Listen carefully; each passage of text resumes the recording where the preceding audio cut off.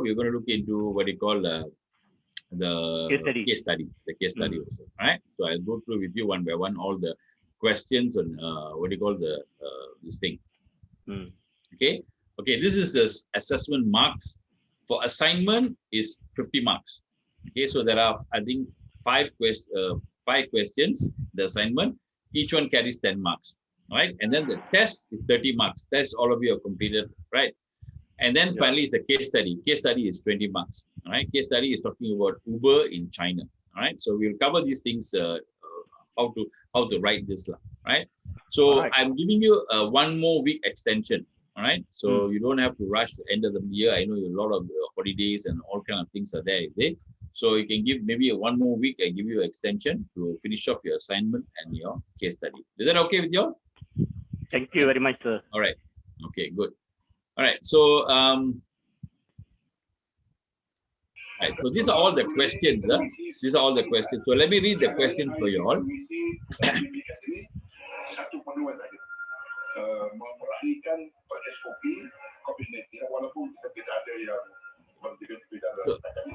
So you can mute your one, please, so that at least that then there's no disturbance line. Right.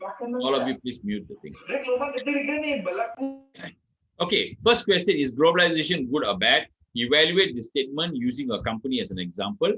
Which aspects of globalization has a positive or negative effect on your company or your industry? First question. Okay. Second question is Bangladesh is the second largest exporter of garments. Around 80% of revenue in export is from the garment industry. Use any theory to explain why Bangladesh is specialized in the garment industry. Okay. Number 3, question 3. Today, many companies are focusing their attention on China and India. Why are these two nations so important to international business? Question 4 is discuss the trade war between China and US. How you think this will affect Malaysia and the ASEAN region? And question 5, how does culture and language affect the global expansion of companies? Give specific examples from Coca-Cola, McDonald's, and IKEA. All right. Okay. Now, first of all, what you need to do is every question, at least you need to write at least about 2 pages. 2 pages. Okay. I need at least 2 pages from your line at every question. So 2 pages means the whole entire assignment will be total of how much? About 10 pages. Okay. So 10 to 15 pages is what I want you to write. Okay. So 2 pages for each question. Right. So 2 pages will be around 500 words. Can you write down 500 words? 500. So 1 page normally is about 250 words. Right. So you are required to use at least about 500 words for each question. That's the thing that you need to do. All right. Now the guidelines. Let me give you the guideline. The assignment should be typed and uploaded to TagGet in a PDF format. Okay, so upload it in a PDF format. Don't upload in a Word format for me. Okay? Because if it's a Word format, it's difficult because I have to download every one of it. But if it's a PDF, then what I can do is I can just open it and I can close it. Easier for me. Right? Submission date, I've extended. I've given you another extra 1 more week for you. Okay, so use Times New Roman, size 12, spacing is 1.5, double. So your assignment should be 10 to 15 pages. That means every question, minimum of 2 pages you should have every question. Is that clear?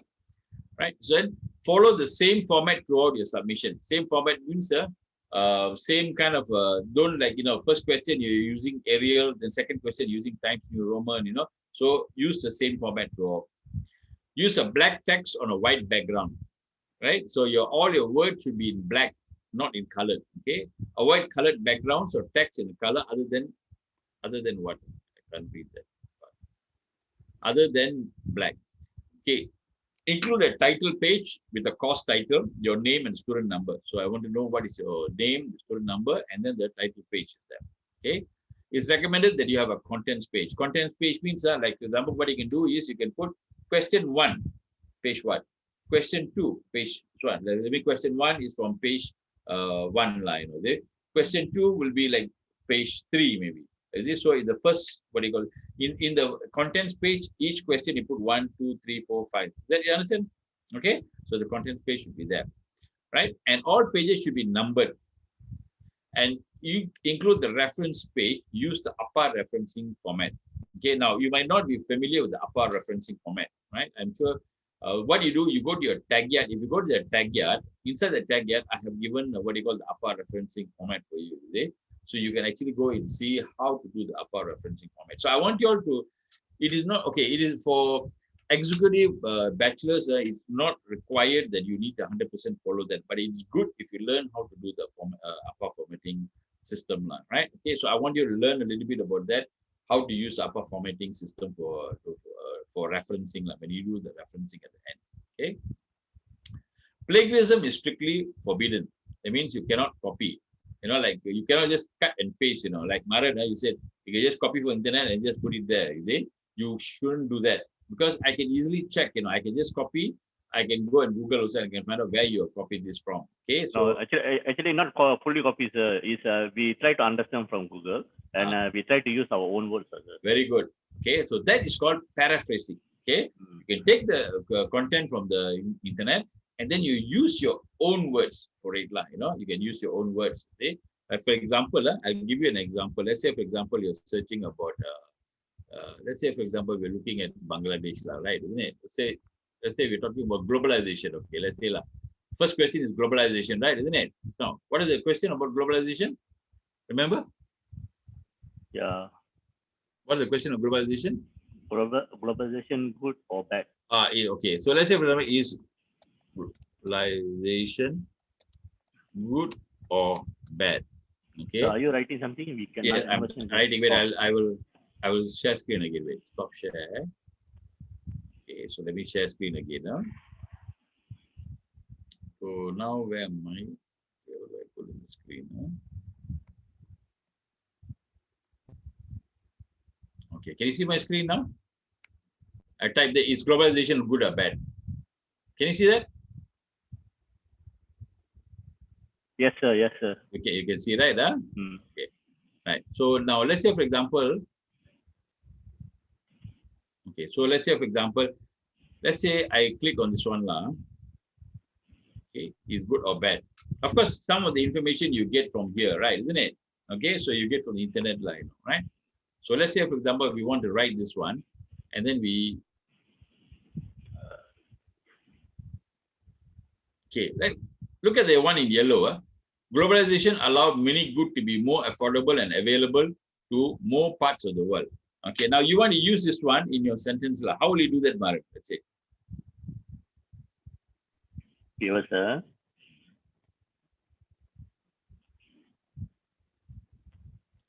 How will you use your own words? Tell me. Okay. Okay, I would say that globalization is allowed is everyone to use good. Wait, sir. Let me understand first.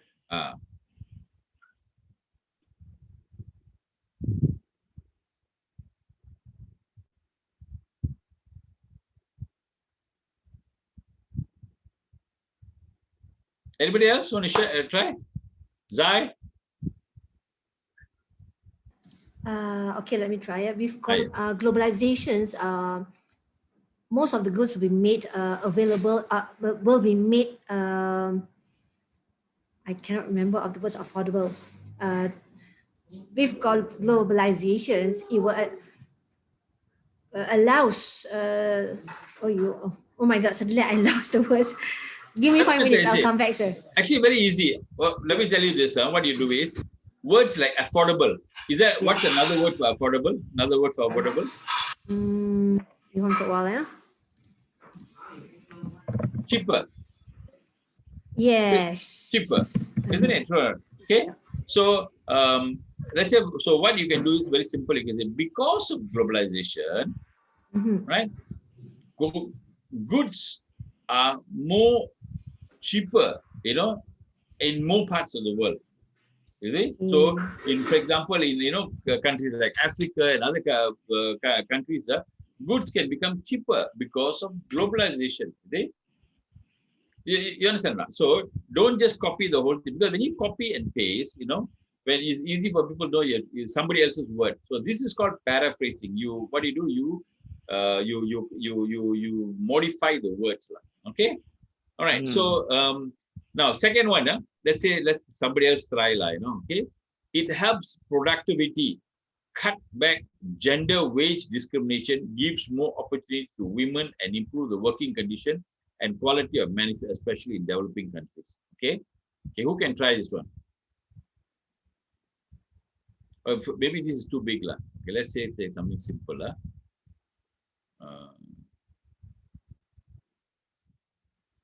Okay, you look at this one. Okay, it provides more employment opportunities, especially in the export and import sector. Okay, this is very easy. How would you paraphrase it? Tamil? How will you paraphrase this? We call it paraphrasing. Oh, Tamil, are you there? Anybody else? Emma? Emma?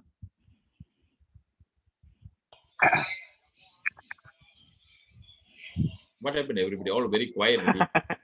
Don't worry, don't worry. So let me try. Okay. Let me try. Okay. Can say that it's a globalization is give a chance to everyone, especially whenever they want to import and export. Can say that. Okay. Now, what do you understand? It provides what? More employment opportunities, especially in the export and import sectors, right? Employment opportunities. So, Tamil, tell me, how would you respond this? I think she got a audio problem. Oh, she can talk. Hello. Your mic got problem, is it? Can you hear me? So good, like you. Anybody else? Imran? Yeah. Can you hear me? Tell me, how would you change this word?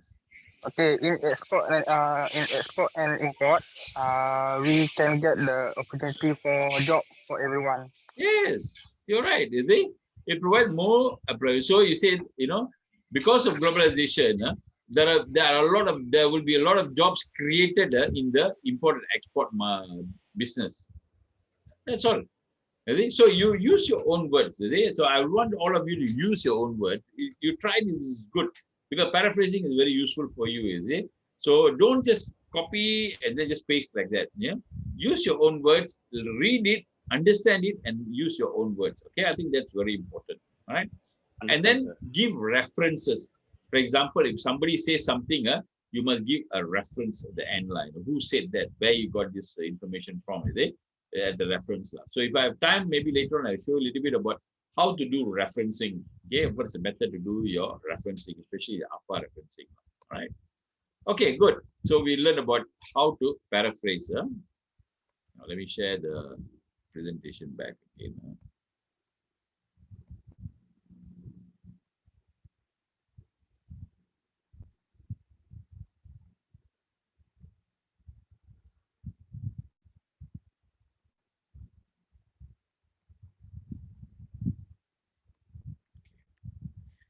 All right, so plagiarism is strictly forbidden. Okay, so now shall we go to the questions one by one? Let's go to the question. First question, is globalization good or bad? Okay, evaluate the statement using your company as an example. Which aspect of globalization has a positive or negative effect on your company or your industry? Now, okay, how many questions are here? How many questions are there? Anybody? 2, sir. 3. How many questions? 3. 3 questions. Very good. Okay. First question is globalization good or bad? That's the question. Okay. You need to answer this question. Is it good or bad? Good. Okay. Now, it can be good. Remember, I told you, it depends. It depends, It can be good or it can also be bad also, right? Depending on what kind of a situation you're in. If it is good, tell me why is it good. Evaluate it. Okay. Now, if it's bad, tell me why is it. Okay. So, is globalization good or bad? The second question is what? Evaluate the statement. Okay. And the third is what? You have to give an example of for what you call. Oh, second one is number 2. I can't see the number 2. Okay, number 2, use your company as an example and why is it good or bad? Okay, And then the third one is, what is the aspect of globalization has a positive or negative effect on your company or your industry? Okay. Now, what you do is, first of all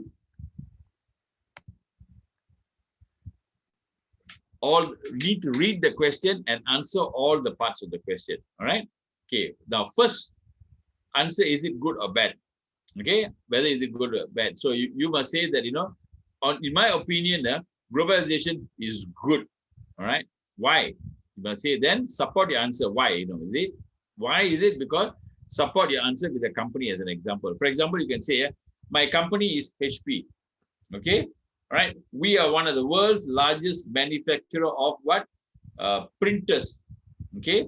And because of globalization of production, remember, globalization got two parts, right? Production, globalization of markets.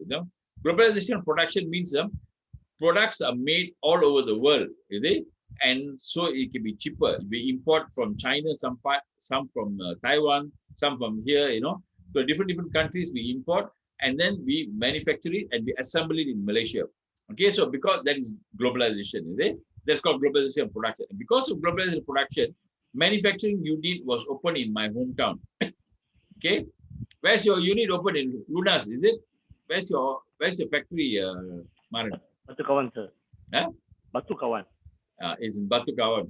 And what is the benefit? It has created jobs. How many people are working in your factory? Roughly 2,000, sir. Okay, so it has created jobs 2,000 in Batu Kawan for the thing. Is it good? So this is a good example you're giving from your industry, your company. Okay, you can even talk about plantation. Some of you from plantation, right? So you can explain using your own plantation. All right. So anybody else from any other industries? Zai, you're from banking, isn't it, Zai? Yes, banking. Okay, you're in banking, right? So you can also say something on your banking as an example. Now, if your company doesn't give a good example, you can choose another example. For example, you can give an example of another company. No problem. It's all right. Okay, you can say my company, or if you find that your company, you cannot really give a very good example, you're free to use another example from another company. Is that okay? Is all right? Okay. Or you can say negatively, Okay. you can say globalization is not good because, my company, Western Digital, has relocated now to Vietnam, and that has caused a lot of jobs to be, lost, because of that. Is it possible also? Is it possible? Yes. Yes, it is possible. So globalization can be good or it can be bad also. Good for Vietnam maybe, but no good for Malaysia because why? The company is relocated somewhere else, right? So this is basically globalization, right? Globalization creates jobs, and it also gives people more income. But it can also help people to lose their jobs. Suddenly, no more jobs already, because why? The factories have been taken. So basically, this is the good and the bad of globalization, all right? Now, third one, highlight a positive or negative effect of globalization for a company. For example, you can say, like what I gave you just now, example, that because of globalization now, we can get, more chances. We are maybe, where is your spare parts coming from, Maran? All your spare parts for your factory is coming from where? Just to, Maran is working for HP. They're making printers, the HP printer, right? So where is your spare parts coming from? Spare parts, sorry, raw materials. Raw material we buy from our internal and external also, sir. Internal, external also, right? Yes. It's they buy by bare wafers. But? Yeah, bare wafer. They're calling it wafer, sir. It's a chip. Wafer. Yeah, it's a current my department there is another process from a front side. Then I'm considering it's a back-end process. Okay. Yeah. All right. So then you can explain, why is it, is a positive effect, because we are able to give the price cheaper, because of, remember, globalization got many benefits, right? Remember, one is the price can be cheaper, one you can create jobs, one you can give you a variety. So just give an example of that, because of globalization, now we can have, we can manufacture it cheaper, in Malaysia, and the affordability is there. It's more affordable, printers are more affordable now. Okay? So you get Sir, can I explain that is even during our COVID pandemic, so actually HP is doing very well because they need to supply the printer all world, and their business is quite good. So I can put that also, right? Yeah, you can do that, is it? Right. So that's a positive effect of globalization, Yes. right? Isn't it? A positive effect of globalization, right? So you can explain in that way. All right. Is that clear? Any questions before we move on? This Very question? clear, sir. Clear. Right. Zai, are you clear? Yes. Okay. It's just that I'm a bit challenging for me because from banking sector, I need to think carefully in terms of these globalizations. Okay. All right.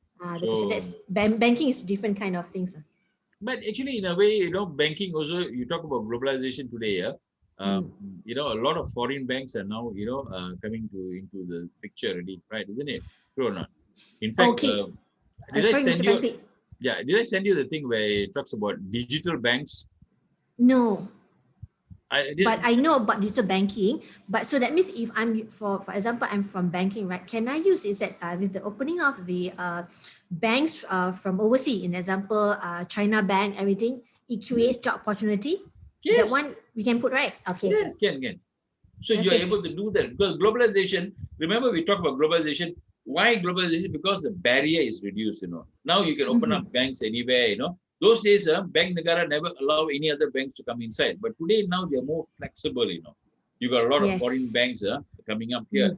Al Raji Bank, whatever kind of funny banks, China Bank is opened up, is it? So now they are what you call a bit more flexible in the state. And that is part of globalization. So you can explain that also, is it? So we have access to funds, is it? Globalization, because of globalization now, it's easy for people to give funds, because there are so many different banks, Last time we only had Maybank and that all those banks, but now you can borrow money from other banks also, like the Bank of China, Bank of different banks that they have, is it? So that's also part of globalization. You understand, right? Yeah, you can use that. Understand. Okay. So when you are saying just now about the digital banking, how is it that it is relate to these globalizations? The digital banking. Digital banks basically because of globalization, like again, the barriers are reduced now, trade barriers, and easy for funds to flow from one country to another country. It's easy for funds to flow. Last time there was a lot of restriction. For example, those days from India, you want to take out money, very difficult. You cannot take out $1 also from the country. But today, it's easy for people to do trade, send money here and there like that. So that's all part of globalization. But digital bank is a different thing. Now, digital bank means in Singapore, they have approved 4 banks which are digital banks. Digital bank means this bank has got no branch, no office, nothing. Okay, but there's a bank where you can, lend money, you can put money inside, you can borrow money, but there are no branches, and there are no workers, right? So it's a totally different kind of thing. So this is what they call a disruption in the banking industry, right? So that's a different thing. That's not part of, that is not because of globalization, is it? But there is a different kind of a disruption in technology, right? I'll share with you all some information on what's happening in the banking industry. All right. Will do. Thank you, sir. Okay. Any other questions anybody else want to ask? Niti? Yes, sir. Yeah. Any questions? Is it clear? No, sir. It's clear, sir. Thank you. Clear. It's clear. Okay. So can I move on to the next question? Yes, sir. Good. Okay. Now, second question. Bangladesh is the second largest exporter of garments and around the world. Sorry. Okay. 80% of the revenue in export is from the garment industry. Use any trade theory to explain why Bangladesh has specialized in the garment industry. Okay. Now, again, this question has got one part, only one question only. Okay. The first part of Bangladesh is just information for you. Okay? There's not a question. There is just information, a fact. Bangladesh is the second largest exporter of garments, and so that's just information. Now the actual question is what? Use any trade theory to explain why Bangladesh is specialized in the garment industry. Now, do you all remember trade theory or not? Do you remember trade theories we studied in class?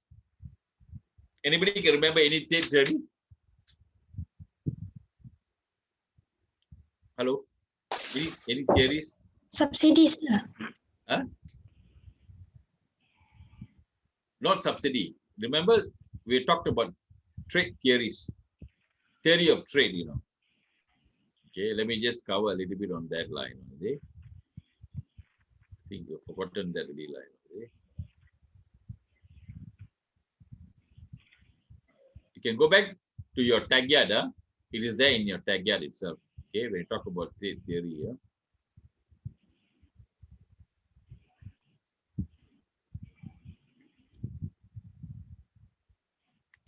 Let me just.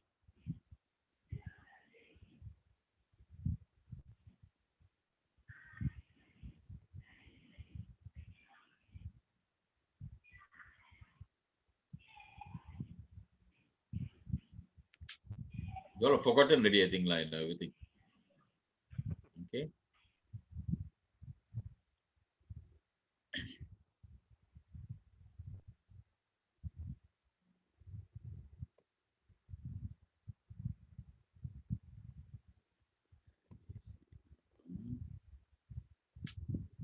Theory.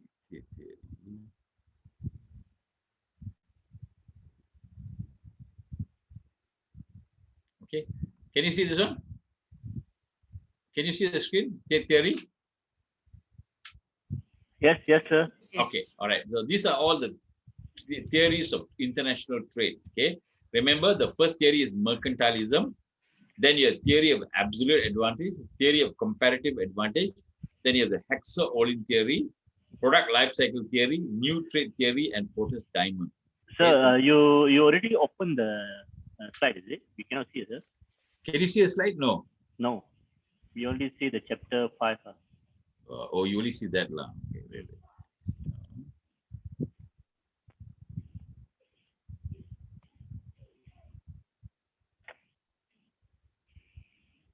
Now can you see? Yes. Okay. Yes, sir. Right. So these are all the theories. This is in chapter 5. Okay. You go to your tagyard, you know, I've explained clearly the whole entire chapter 5 theory. It talks about different types of trade. Okay. Now, we studied theory. Chapter 5, we talked about trade theory. You know, trade, right? Trade is between one country to another country. You buy and you sell goods. Buy, import, and export. That's called trade. Okay. Now, we will learn why is trade good. Trade is good because countries can make additional money, right? Isn't it? So then we talked about the different types of trade. Okay. It allows a country to specialize and manufacture export goods. Right? So that trade is good. Between one country to another country, trade is very good. So we look at different types of trade. Okay. These are the trades. Okay. And the mercantilism, absolute advantage, comparative advantage, and Hexer-Olin are all the old theories, is it? Okay, which is based on the country, one country trade with another country. Then you have the product life cycle, new trade theory, and Porter's diamond. All these talk about is a modern trade theory. Okay. Now, we have many trade theories to explain why some country. For example, if I ask you, why is Malaysia exporting oil palm? Why is it not exporting rice? Why is it exporting oil palm? Why? Anybody? Hello? Because in Malaysia, we are rich with oil palms. Okay, now, why are we rich with oil? We are rich with oil palm because why? Because we are choosing to specialize on oil palm, right? Isn't it? Can we grow rice? Yes or no? Grow rice, yes. Yes. Yeah, Kedai is a rice bowl of Malaysia. You know, then we grow rice. But why we don't want to spend all our money to grow rice and export rice? Why we spend money on oil palm? Right. What is the reason? Because we want to trade with Thailand. What is the reason? Because we want to trade with Thailand. Huh? Because we want to trade with Thailand. We want to trade with China. Okay. Now, the reason is because why? We find that if we take 100 US dollar and invest to whether you want to spend the money onto oil palm or you want to spend the money on rice, we find that it's better for us to spend the money on oil palm because we make more money. You understand what I'm saying? Right. Mm. So the theories help us to understand why one country trade in one particular kind of product. Okay.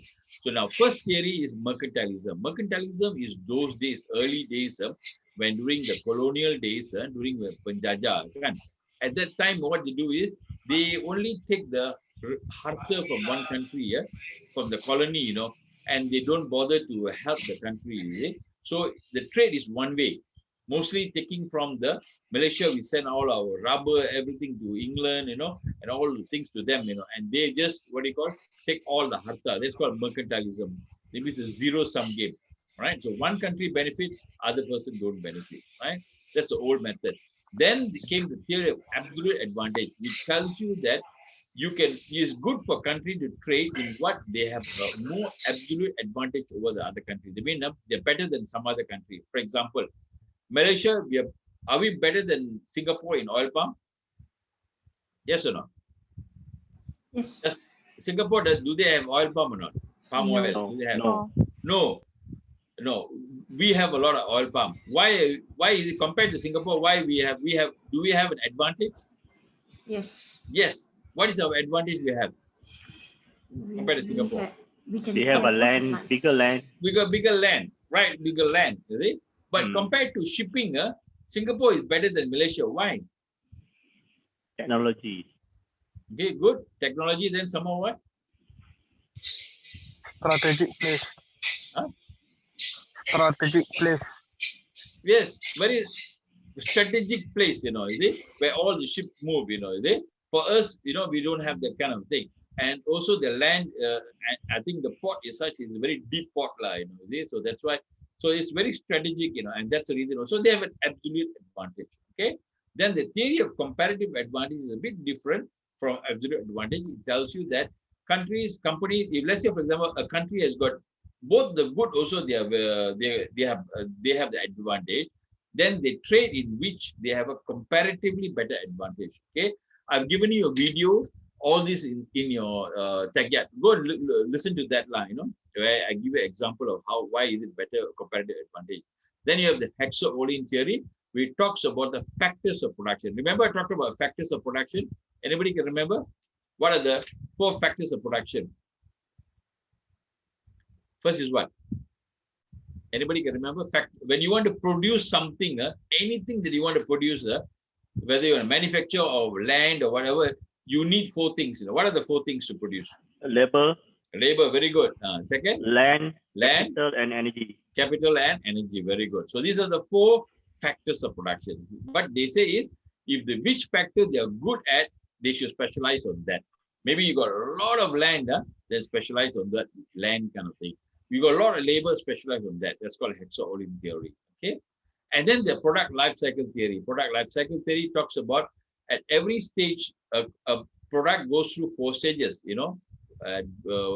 introduction, growth, maturity, and decline stage. 4 stages, right? And it says that at which stage, 4 stages. So okay, screen sharing is stopped already.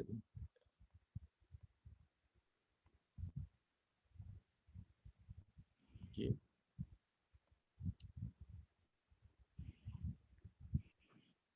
So when you talk about product life cycle, this is the product life cycle. In a product life cycle, there are 4 stages: introduction, growth, maturity, and decline. Okay. So what they say in the introduction stage, the product is manufactured in the home country. For example, iPhone. When it first came out, they were manufactured in US, not in China. But then it became more and more popular. It started growing. The business started growing. Then it was manufactured in China. They mean, you see the trade. They mean from China they sent to here. Last time the trade from here sent out. Then from China is now sent to here. Okay. Then when the maturity stage is still produced in China, and decline stage come back again to the home country. Okay. So the trade, the flow of trade depends on what is the product life cycle, at which stage it is in line, right? So that's called product life cycles theory. Okay, and then we talk about the theory of what? New theory. We talked about the last one is the Porter's diamond. Remember Porter's diamond? You all remember that? Okay. Now Porter's diamond, what it tells you is, it tells you why one country it does very well in one particular kind of a product is because is the four factor. The Michael Porter did a research over a lot of countries and find out why some countries are very competitive. They're very good in one particular product. For example, Germany is good for what? What is Germany good for? Germany is good for what? Hello? German is good for what? What product? Cars, right? Automotive. Some of the best cars come from Germany. Porsche, BMW, all come from there. Why is it they are very good? You see? Why Russia don't have very good cars? You see? Why Germany is very good? Even France also, the car industry is not very good. But Germany is the best. Why? What is the reason? What is the reason? Okay. Now, so what he does is, using this theory, you can explain, right? And how he explains is, for example, factor endowment. He said, what he said is, this is the Porter's diamond line. What Porter's diamond says that there are 4 factors that affect, why one country is good in one particular kind of product. First is what he called factor. Remember the 4 factors. What is the factor? Okay, maybe they got land more. Maybe they got labor good. Okay, maybe they have what they call enterprise. Maybe they got remember what the other one? Capital. Okay, so if you talk about Germany, they are very good in skill in automobile. One of the best German engineers are always the best engineer. Okay? So they're very good in automobile, and that's the reason why Germany is where the best cars come from Germany, because of that factor. Okay. So why is France not so good? France is not very. France is good in what? What are they good at? France. Cosmetic. Correct? Cosmetic. I can't hear you. Cosmetic. Cost flapping. Okay. Now, France is good in wine, French wine is very famous all over the world, right? Isn't it? So they're the number one. Actually, the wine is France is very good in that. Why? Because they got very good land, is it? And they got people expert on that kind of industry. They're not very good in car, is it? So basically, you got to explain in this way, is it? Factor, condition, and firm. And then in Germany, you got a lot of different firms which are competing with each other. So when they compete with each other, what happens? They become more what you call successful, right? They become better. And they become new technologies being developed, is it? Creativity, innovation starts, because why? They're competing. And then the demand. Demand is what? Basically, you must have a demand for a product. If you just don't demand, then definitely, the country is not going to be successful in producing that particular product. Okay, and there must be related and supporting industry. There must be industry that support that. For example, if you talk about the country is very good in, for example, manufacturing of cars, then there must be somebody making tire. There must be another what do you call companies producing the gearbox, producing this bearing. So if they don't have everything, also they got import from other countries, then they cannot be competitive. So there must be related industry. For example, Malaysia is very good in what? Oil palm. Why you're good in oil palm? Because we got all the technical skill. Okay, we got very good what you call land, the factor condition. And then we have what you call a lot of companies, like for example, we got SIMW, we got IOI, So all these firms are there, so which these firms are very what you call, and they compete with each other to produce the best, they've got Felda, all right. So all these are things. And there's a demand for oil also, right? And then these are the 4 what you call main pillars of the theory, right? And then there are these 2, chance and government. What is chance? What do you mean by chance? What is chance? Anybody? Opportunity. Opportunity, very good. Opportunity. Okay. It could also be what you call luck, you see, it could be luck. For example, we would ask you, why is it that, oil palm, grow in Malaysia, but it doesn't grow in China? What is the reason? China has got a lot of land, right? Isn't it? A lot of land it has got. But, cannot grow oil palm like, what do you call it? But in Malaysia, oil palm is there. Why? What is the reason? Weather, sir? The weather, yes. Our weather and our soil is very good for oil palm plantation. That we are lucky. That's chance, So that one plays also a very important role. Okay, they might have good labor in Bangladesh. They have very good labor in Bangladesh. They got very good land in Bangladesh, but they cannot grow oil palm. Why? Because it's not suitable for it to grow. But Malaysia is suitable. So that's chance. And then finally, you have the government. The government also push for the success of that particular, product, so that they can export that particular product. So that's also the thing, all right? So this is Porter's diamond, explaining to you in Porter's diamond, all right? Now, let's get back to the question again. Let me stop share again. Let me go back to the question.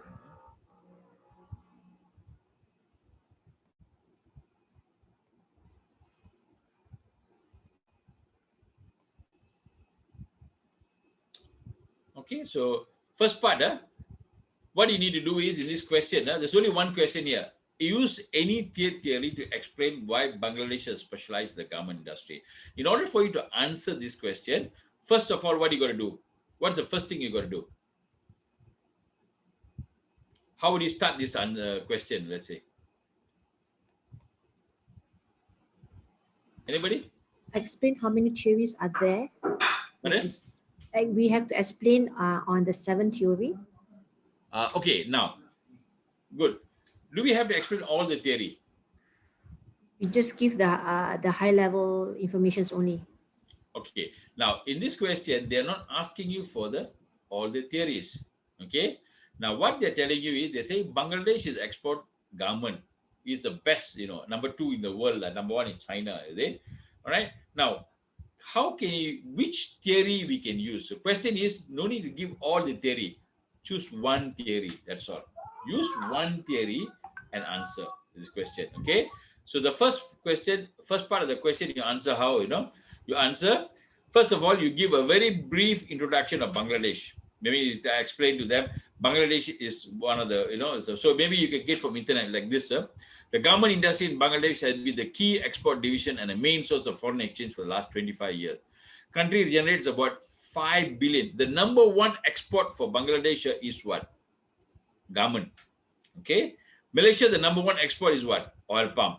Okay, because that's our competitive advantage. Industry provide employment to about 3 million people, of which 90% are women. Okay, so you can get some example. So first part is what? You have to give a very brief introduction of Bangladesh. What is it? Why is it successful? No need to talk too much, right? Just maybe one paragraph like that about Bangladesh, right? Okay. Then after that, second, what you got to do? What do you have to do? You got to choose a theory. Now, which theory you think you can choose? Remember all the theories. Porter's diamond. Yeah. If I were you, I would choose Porter's. Okay. You can use absolute advantage also to explain it. But the more better one is Porter's. Okay. So let's say you choose Porter's. So when you use Porter's theory, remember this, the diamond model. So when you choose Porter's theory, what you do is you explain the thing, factor condition. Okay, you explain. We can use, you say, your answer, we can use Porter's theory to explain why Bangladesh is competitive, specialized in the garment industry. Right? Then you put number 1. Okay. First is factor condition. Okay. You can explain factor condition because based on Porter's theory, there are 4 main distinct factor, rivalry, demand, and all that. So we will explain these using this. So the competitiveness of Bangladesh using these factors. First is factor. So you explain Bangladesh has got a lot of cheap labor and a lot of home-based enterprises. So remember, we said that 90% of the people working in the garment industry are what? Who are they? Women. Okay, and women, and they work from the home. Okay, they work from home. And this is a very good, what you call, factor condition for them, is it? So it is cheaper because they work from home and they, and they can employ. So there's a lot of cheap labor, and that's one of the things that really help them in the industry.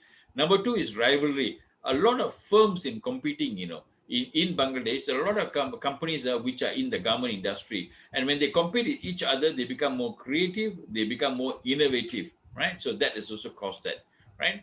You can find out, go and look for in the internet, and they talks about few companies, the very big companies. Third is the demand. There's a huge demand for clothing, okay, and supporting industry. Remember, in order for you to support the garment industry, you need what? Cotton mills, you need a good transportation, all these are all provided there, and then chance, there's a lot of opportunity for them in the market. And then finally, the government of Bangladesh really support the industry. Okay, so that's also one of the factors. So explain each one of the factors and give examples like this. Is that clear? Right. So your answer should be about 2 pages. Any questions here? No, clear. You're clear? All right. Yes. All right. So, okay, later on, you have any doubts, you can always message me, okay? Or you can email me, you can WhatsApp me anytime, no problem. Okay? Is that clear? Even on holiday also, you can, holiday also, you message me, no problem. I'll just be a bit delayed answering, but I'll answer to you all. Okay? So that's question 2. Let's move on to the next question. Now, question 3. Today, many companies are focusing their attention on China and India. Why are these two nations so important to international business? Here again, how many questions is this? How many questions is this? One. Only one. Okay. You need to explain why are the two nations important to international business. Now, why is China and India very important? What is China and India? What's this thing about China and India? They have cheap labor. They have what? Cheap labor. Cheap very labor. Good. Right. Very good. Then some more. What else?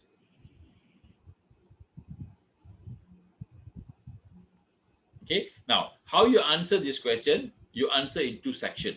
Okay. The first section, talk about the economic growth of China and India. So what you do, you tell about the last 20 years, how China has been really growing.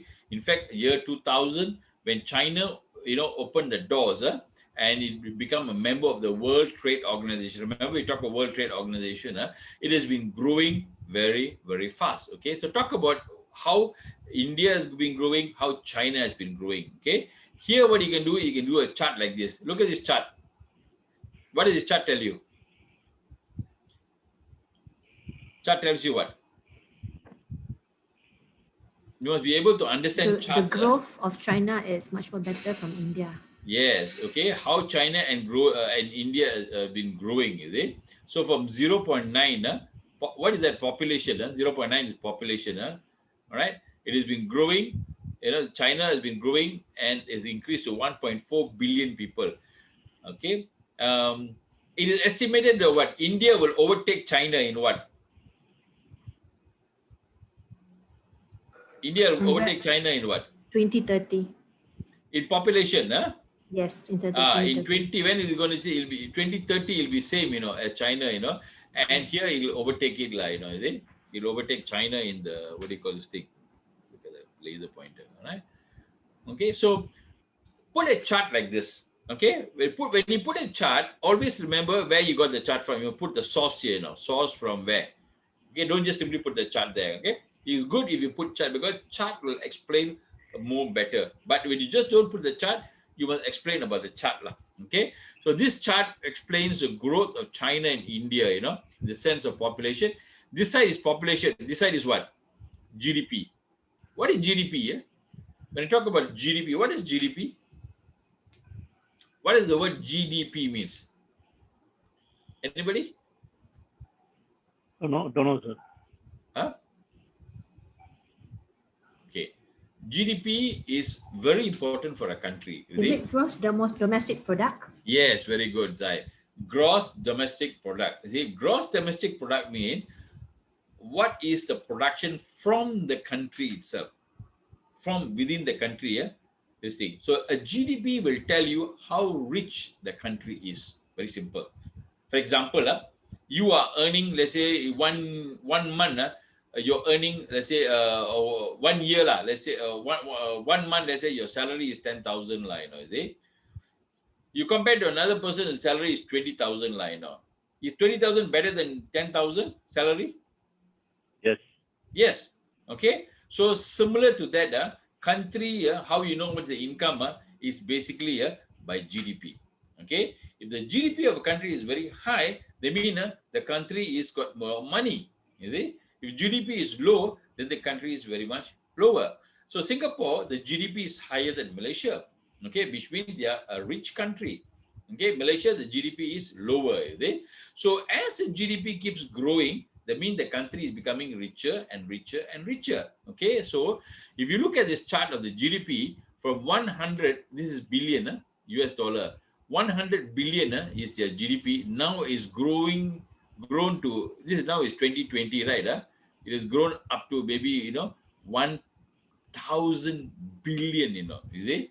That is what do you call the country's GDP. This is India.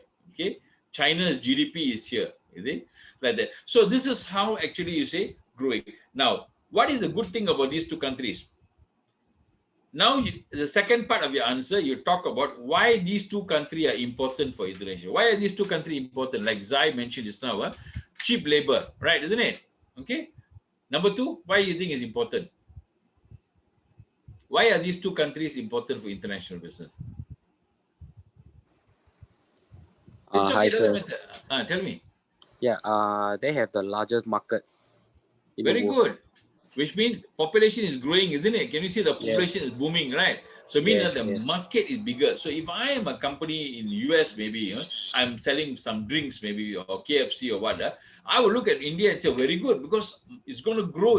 There are so many billions of people. I will invest there because there are a lot of people. You see? That's very good. Some of what else? The reason you think cheap labor, a lot of market is huge market. Then some more. What else? What else you think? Opportunity created, sir. Yes, opportunity, a lot of opportunities. Okay, all right, and there's some.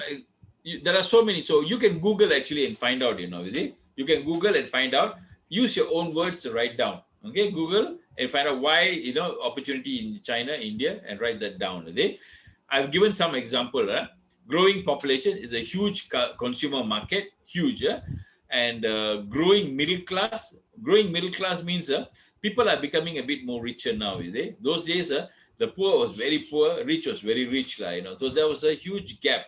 But now what happened? There's a middle class that is growing, and the middle class is the one that is actually afford now more things. For example, now you go to India. 20 years ago, you go to India, it's quite a poor nation.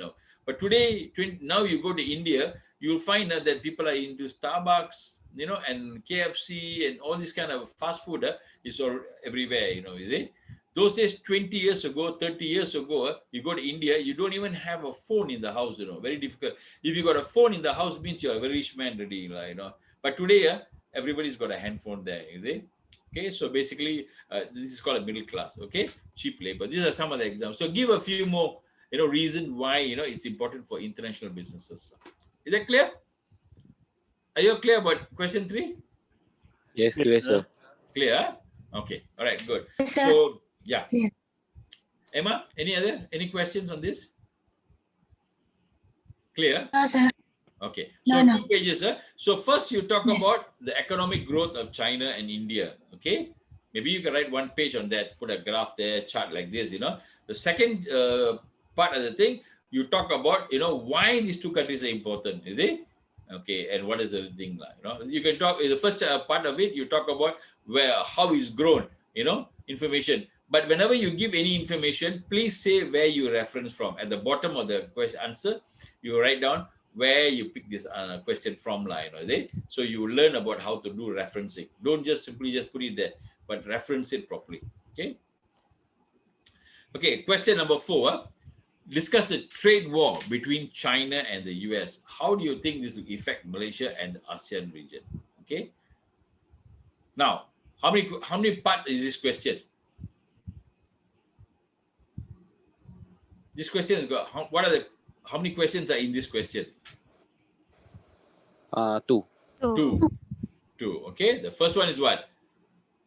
Discuss the Trade trade war. war So between you the need to China spend and at US. least one page, on talking about what is this trade war, how it started, what is the thing, what are the issues of the trade war, why are they, why is there a war, what is the thing, is it? So you got to talk a little bit about the trade war, okay? Explain about the trade war. Don't have to do too much, but read the whole entire story about the trade war and then just write that down in one page about what is this trade war, okay? When it started, why it started, and what is the issue, and what is happening now, right? So talk about that, right?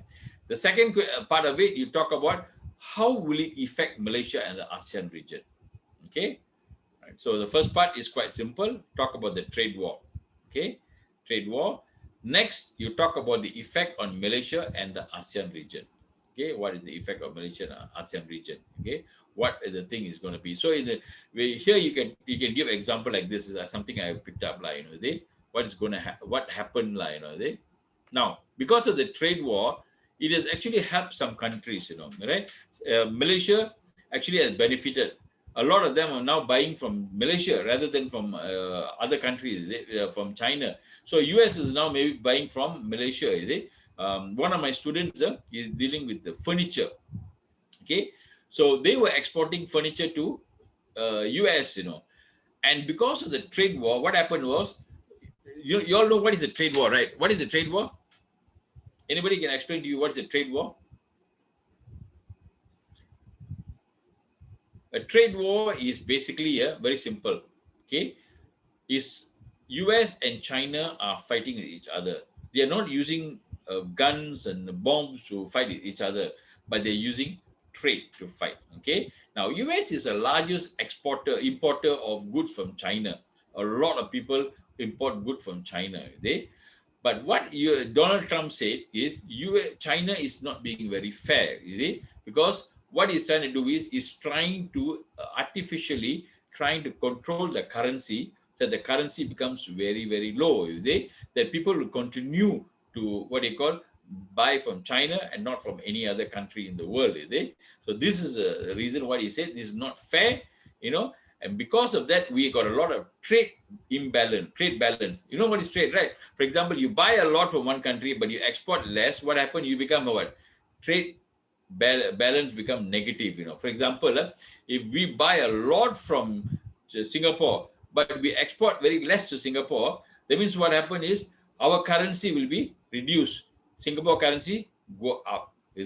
So this is the reason why it's not good to buy a lot from one particular country. So you need to balance your currency. So what you need to do is you need to maybe don't buy so much from China. Maybe buy some from India.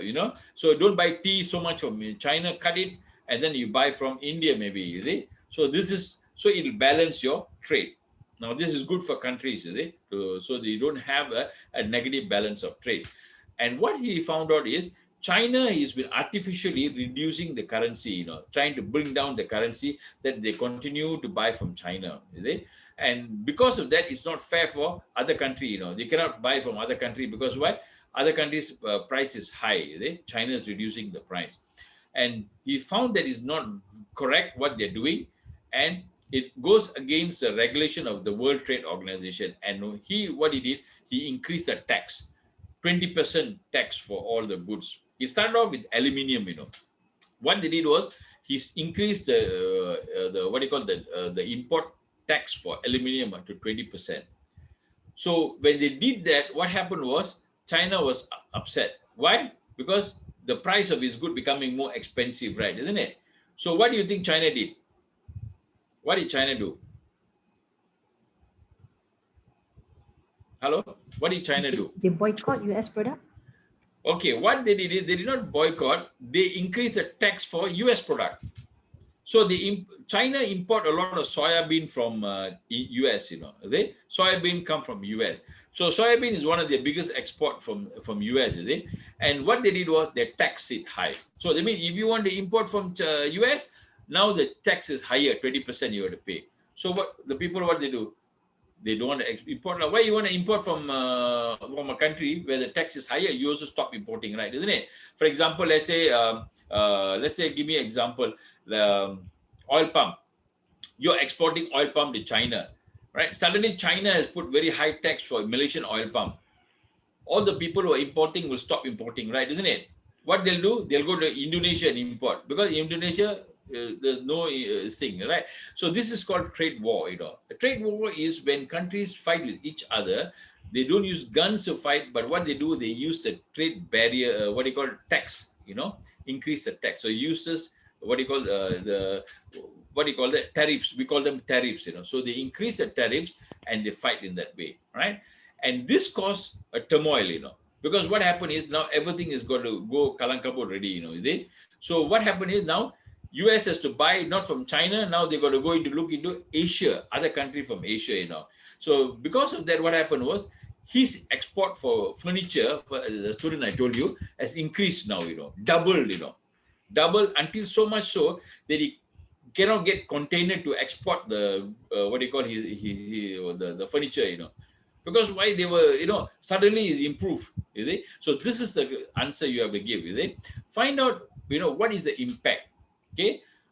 Vietnam has increased, For example, you look at here, he talks about, economy that are most exposed to trade tensions are those who are exposed to US and China trade. Okay, if you're exporting a lot to US and China, then you'll be affected. They have a dominant manufacturing sector. Generally, Singapore and Malaysia are the most open economy. However, Myanmar is 28%, Laos is 24%, 22%. All these are what you call, their trade. This is the trade with US, all these 28% and all that, okay? Now, you look at this chart, it tells you about all these countries, Okay? Now, trade export to China and US, that means the highest trade, What is MM, Malaysia? MM is Malaysia, I think. MA is Malaysia. This is our trade. MM is Myanmar. Myanmar. Export with China and US. Import. That means they import a lot with China and US, Myanmar import. Malaysia import also this much, So give some charts like this to explain on the trade war line. Is that clear with you all? Hello? Any questions? Yeah, very clear, sir. Yeah. Very clear, sir. First part of it, talk about the trade war. Just one page, talk about what is there in the trade war, how it happened, what is the thing. Next, talk about how it's going to affect Malaysia and ASEAN region. Maybe it's not good for Malaysia, maybe it's not good for ASEAN. Some people, some of my students, they say, it's not good, their business has been affected. Some say the business has become better, improved, due to that. So give example. If you can give example from within your own country, very good. Okay, excellent. If it's not, then maybe you need to, give example from other companies and from the internet. All right. Okay, so that's question 4. Now, question 5. Okay, question 5 is an easy question. Okay. We have covered this a lot. Remember, we talk about culture, right? Isn't it? How culture and language affect a global companies. Right? And then give specific examples. Now, how many questions are there? How many questions are there? 2. There are 2 questions. 2. One is, first part, you explain about how culture and language affect the global expansion of company. Okay, you give some think why culture is important, and how companies need to look at culture, identify the culture and the language context, and effect in their organization, right? Especially in the marketing and things like that. All right. So you just give a brief thing. No need to talk too much about that. Then what you do here, the second part is where you need to give more emphasis on. Give specific example from Coca-Cola, McDonald's, and IKEA. All right. Okay, this question, first part, talk about culture. What is it? How it affects the global expansion of companies. All right. Give a brief talk about culture. All right. Next, what do? You discuss about how Coca-Cola had challenges to adapt. Now, one by one, you must give Coca-Cola. You talk about Coca-Cola. Second, you talk about McDonald's global strategy. Remember, you talk about McDonald's, right? Isn't it? how McDonald's adapt the menu according to the culture of the country. Remember, you look at this, right? Different countries, they have different types of menu, right? For example, in Malaysia, we have what you call halal menu. Like in India, they don't have beef, and in some other countries, they even have pork, So in some places, they have what you call wrap, Like in Middle East, they have wrap, So what they do is they look at the culture of the country and then they follow accordingly and modify the what you call the menu according to the country. So give examples of what they did in one country, the other did in another country, like that. You one or two examples from there, right? Okay. Then you talk about what? IKEA. Okay. Now, how does IKEA? Now, IKEA. I don't know whether we discussed this in class, IKEA had to change some of the names of its product. Have you seen in IKEA the name of the product is very funny, right? Isn't it? How many of you have been to IKEA? Anybody? Yes. Zai, you've been to IKEA, isn't it? Yeah. Yeah. You remember the names are very funny, right? The names of the products and all that. The name is very funny. Actually, the name of each of the product is from a town in the country, right? IKEA is from Sweden, right? Isn't it? Right. So every one town from the town, the name of the town they put for their product. So this is what they have done, But in Thailand, what they found is certain names are very offensive, They have got a very bad what they call meaning in their country, So because of that, a lot of people who do not want to buy the particular product, So IKEA found out about this and they have to go and change the name because it's very offensive, for that particular thing. And also India, okay? Indians, they don't like the DIY culture because India, labor is very cheap. In order for somebody to come and manufacture or fix the furniture, it's very easy to get people. So they don't like the DIY culture, But Europe, they don't. They like the DIY culture, and they have taught the DIY culture in Malaysia, All right. So basically, because now labor is not very easy to get, and people want to cut costs, So that's why. So India, what they did was they found out that that doesn't work for them. So the culture was a bit different, right? So explain all these things now. All right. So for this last question. First of all, you talk about culture, what is it and how it affects the global expansion of company, right? Then you talk about each one of it. Coca-Cola, what challenges it had, to adapt to the culture when they expand to another country. For example, one example you can give of Coca-Cola is advertisement, For example, when they enter into the Middle East market, all the advertisements, they had to have women with, with their covered, head had to be covered. So they have to change all their ads, to fit into their kind of culture. So this is something that they had, the challenges are there, And then the language, For example, when Coca-Cola first went into China, they had this problem. What they did, they translated the name Coca-Cola, into Chinese. I think the word was Kiku Kela or something like that. They translated the whole entire Coca-Cola name into Chinese. But when they found out, when they did the translation, they found out that the meaning was wrong, Totally, it's got some bad meaning, So quickly they had to change the name, So this is how the challenge they had. So these are the kind of things. So look at the internet. There are a lot of examples of Coca-Cola, McDonald's, and IKEA. Write it down. Okay, is that clear? Mr. Franklin, can I ask a question? Yes. Okay.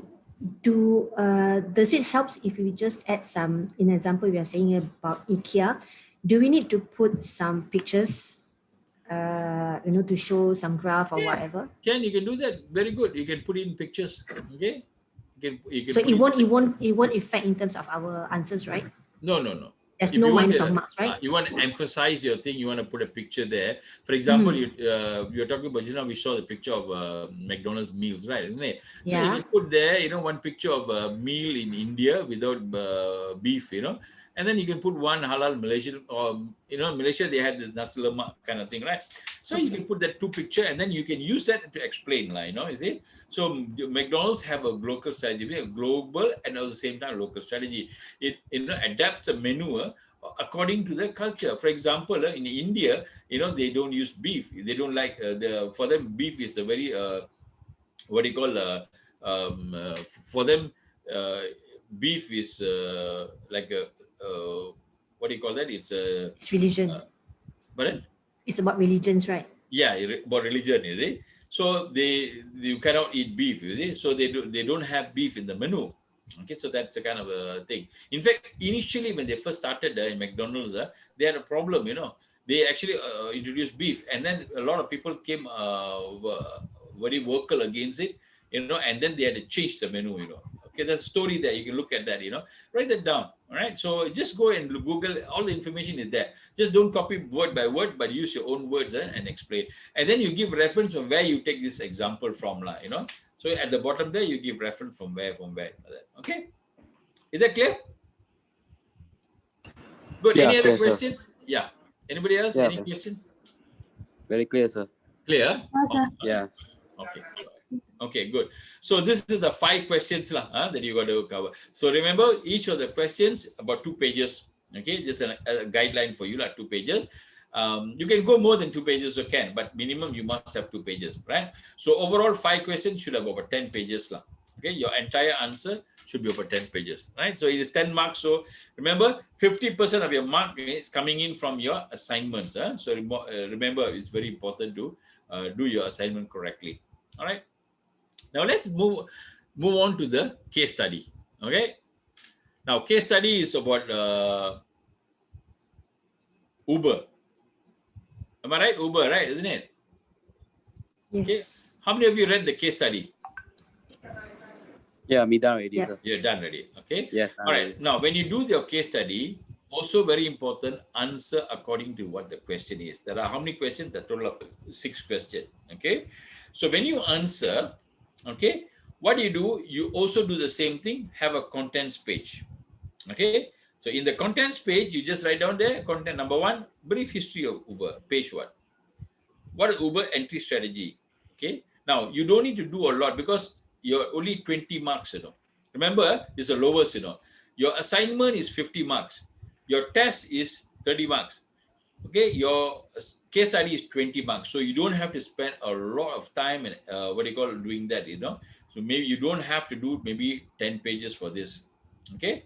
How many pages you think you can do for this? 2 or 3 pages? I think 3 pages maybe is good enough already. I think minimum of 4 pages. So 20 marks means 50. Remember, 50 marks, right? How many pages was that? 10 pages, right? Isn't it?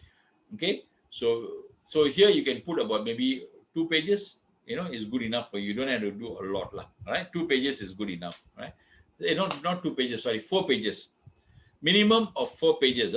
Everybody, minimum of 4 pages for the case study. Minimum of 4 pages. Okay. Now, each one is only 3 marks. What is Uber's entry strategy? Now, you talk about brief history of Uber. You talk about who was the founder, when it is founded, you know, and how the whole entire Uber came about, you know, where, you know, all this story about Uber, a bit about Uber. Don't have to do so much and copy the whole thing, you know, and put it inside. You understand or not? Read and then you extract information which you think is relevant, you know, simple explanation for the thing. Okay, right. Second, talk about what was Uber's entry strategy. Remember, we talk about the different type of entries. Anybody can remember what are the different entry strategies we can use? Different entry strategies. What are the different entry strategies that companies can use when you want to enter into another country? Anybody? Anybody can remember? Zai? I'm searching my notes. I can't find yet. Can't remember. All right. Anybody else? Marin? Entry strategy. When a company wants to enter into another country, what are the different strategies you can use? Entry. No, sir. Forgot already. Okay, good. There are 4 or 5 Okay, let me just briefly remind you about it. All right. One strategy they can use is what? Is export. Easiest is export strategy. You know, if let's say my product I want to send to Indonesia, first thing I can do is I just export. That's the cheapest way of, you know, entering into another country. Okay, export strategy. Second, I can go in with distributor. I can get a distributor there. I can engage a distributor, or a joint venture. I can joint venture with another company. Okay, so that's also another way I can actually enter into another country. Okay, so that's another way I can enter into the country. The third, I can go into franchise method. Okay, how KFC is in Malaysia is because they came up with a franchise method, right? That is one way. Okay, or licensing or franchise. Then you can have what they call wholly owned subsidiary, which means they can invest here. For example, HP, you're working for HP. HP is from where, Maran? Where is HP from? US, sir. US, right? Isn't it? What they did was they did not just export their printer from Malaysia, from US to Malaysia. What they did, they made a factory here, right? Isn't it? They invested millions of dollars, built up a factory. They recruited 2,000 workers. Okay, so this is called huge investment, right? Isn't it? Right. So this is using FDI, foreign direct investment. So they invested a wholly owned subsidiary here in the country.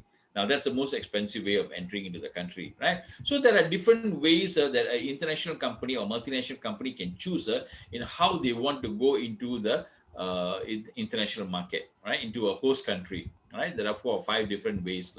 Okay. Now you can read that on your in your tag yard. I've given all the the notes there on how to do that. In fact, there is the video lectures are all there also, right? Okay. How many of you seen the video lecture in the tag yard? Have you all gone through the video lecture? Part of it. Okay. Now take your time to go into the tag yard. Inside the tag yard, you have everywhere. I've got a lecture there explaining the slides. What is the slide? What is it? I've explained that. Is it? So if you've forgotten whatever we had in our lecture sessions in November, okay, now you can actually go back. Everything is there. You can watch and you can learn from here. All right. The third question is highlight their competitor. Who were their competitor in China? Okay, you can Google that. All this information is there. And what was their strategy? What was the competitor strategy? How did they try to this thing? Is it either they were in pricing, in language? What did they do? Okay. Then number 4, talk about now you see here number 4 has got more marks. Have you seen that or not? More marks. Why I've given that more marks is because why? It's because more information I need. So you need to write a little bit more in number 4. What are the cultural, operational, and other challenges that they have faced? Give examples, specific examples. I mean, cultural challenges, operational, running the thing, operational, and what are other challenges, whether the government, policies and all that, right? Okay, so you got to explain on that. And what were the action? I mean, what did they do in order for them to overcome that? What did they do? Okay? And then what are the lessons that you can learn from here? How would you have done differently? Okay? Now, number 1 to number 5, all this information is there in the internet. All right? All you got to do is just go into the internet and Google and you can get all this information. Now, what I want you to do is take the information and write in this format. I mean, this format, I've given you this format, 1, 2, 3, 4, 5, 6. Write it in this format. Okay? Compile that and write it using your own words. Okay, so this is called a case study. A case study means what you do is you read whatever it is and then you analyze it and you write that down. Okay, so this is called a case study. Okay, the 6th question is your own answer. Okay, now this is important because I want to know how you are thinking here. There's no answer you can find. How would you have done differently? In the internet, maybe you cannot find this answer. This is your own answer. Okay, so you have to think how you could have done. If you are the CEO of the company, how do you think you would have played this game? Are you going to use the same way that people have done, or would you have done something different? Right? I want to look at it that way. That answer. Okay, is that clear? Clear, sir. Clear. Okay. I want to give you example of how it is done now. Okay, so watch this one. Uber challenges. Okay, this is how the content is going to be. All right. Number 1, brief history of Uber. Okay, market entry strategy and what are the investment. Number 3 is competitors, challenges faced, the lesson, the action to overcome the challenges, and then the lesson learned. Okay. Now I've given this to a previous group as a presentation. Okay, so this presentation I'm showing you, right? history of Uber. Number one, brief history of Uber. Okay, Uber started, in 2008. Okay, by Travis Kalanick, two partners, two founders, Travis Kalanick and Garrett Camp. It started off, actually, the idea started off in Paris.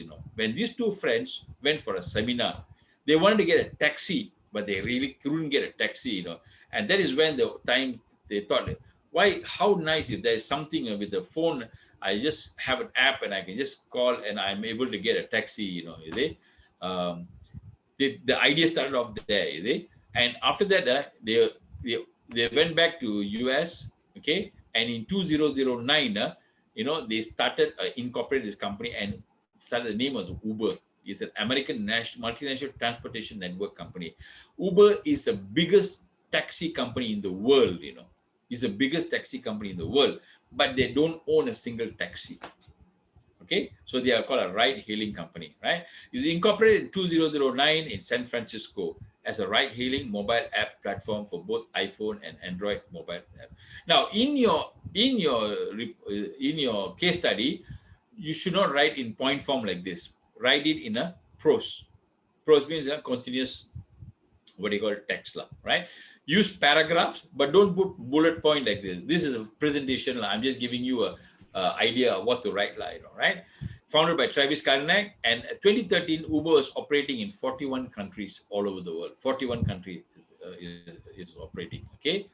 And they plan to enter into China. Why? Because it's a huge market and rapid urban migration. Urban migration means a lot of people are going into cities, right? And in the city, suddenly become very huge, very big, and very crowded, and there's not enough cab services. And many people, not many people have got cars there, right? And it's the largest number of smartphone users. All these factors, they look at it and say, I think it's good to enter into the China market, all right?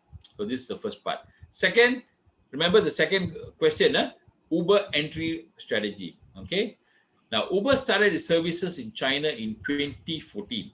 Okay, it started in US in when? What year it started in US? When did it start in US?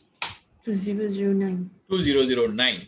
Okay, so 5 years later, it started in China, opened up as a separate entity called Uber China. Okay, after running a test service in Shanghai to get a sense of the market, they did a research to find the market. Initially, he introduced luxury car services, Uber Black, in 3 cities, Shanghai, Guangzhou, and Shenzhen. Now, when they first went into the China market, they did not have Uber like what we have here, Grab, is it? They had Uber Black. Uber Black is high-class service, which means only Mercedes, all the big BMW and all that you call, they will come, is it? Not the normal car, all right? And Uber set up a joint venture. Remember, we told you what is an entry strategy? The entry strategy was a joint venture with a local car rental company. Okay, find out the name of the company, all right, when you Google, okay? And it chose to partner with a standardized car rental company to avoid legal risk. End of the year, Uber had captured about 1% of the Chinese ride-hailing market.